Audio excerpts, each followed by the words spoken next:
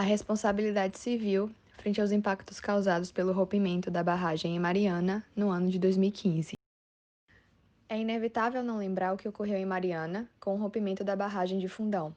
As consequências permeiam os dias atuais e é duvidoso entender que estas deixarão de existir um dia. A fauna, flora, animais, solo, economia e habitantes do local pedem socorro até hoje. A água era cristalina, mas virou lama. Os peixes morreram intoxicados, a renda dos pescadores sumiu, porque não tem mais o que vender. Os moradores, em sua maioria, continuam sem ter onde morar. O mínimo de reparo aconteceu. A reconstrução da cidade está praticamente parada. A justiça não foi feita. Tudo continua debaixo da lama, que aos poucos tem virado concreto para a vida e para a história brasileira. Que a justiça é morosa, todos nós sabemos. O ocorrido desencadeou diversas ações no Brasil e até no exterior.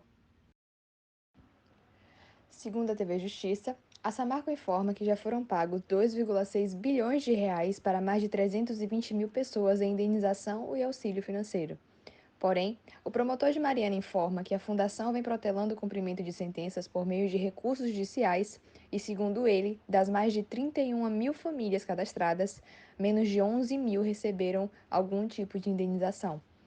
Ademais, a promotoria ainda acusa a empresa de protelar ainda mais a execução destes, utilizando como justificativa a pandemia do coronavírus.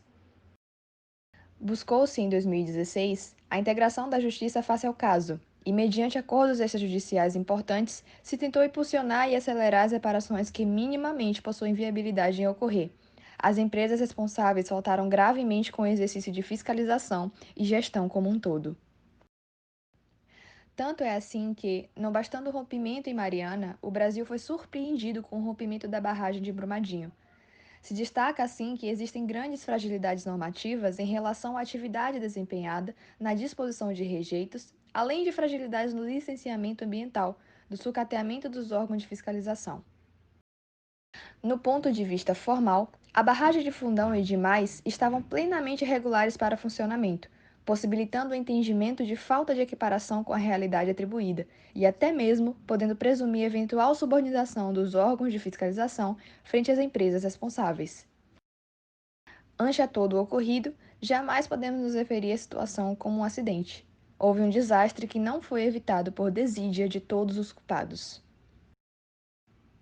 Precisamos avançar e muito na matéria. Em 2020, mais de 40 barragens acionaram o alerta com altíssimo nível de ruptura. A punição por má elaboração quanto ao exercício de atividade de risco é imprescindível. A justiça precisa ser feita. Lamentavelmente, após 5 anos da tragédia, os responsáveis pelo dano ainda não foram julgados. Faltam respostas de quando irá acontecer a recuperação do meio ambiente e as famílias envolvidas continuam sem a reparação definitiva, à mercê da boa vontade dos culpados em realizar sua obrigação de reparo.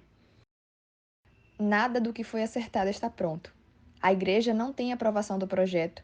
Até então só foram colocados postes de iluminação e ruas que foram asfaltadas.